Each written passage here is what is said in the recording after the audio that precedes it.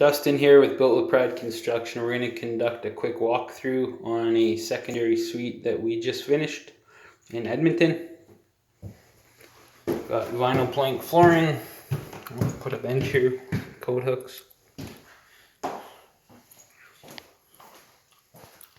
Laundry areas in here. We got our main panel and our sub panel. Try to put in as much storage as we can in these suites. Try to make the space user friendly.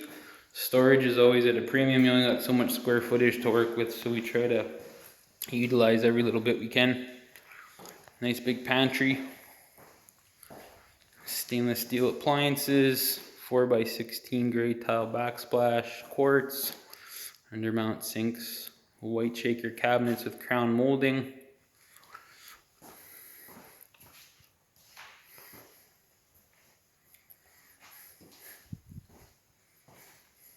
Flat stock baseboard and casing, MDF window boxes.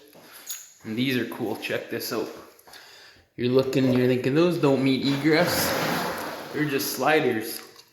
They do now. Saves you from having to saw cut the foundation.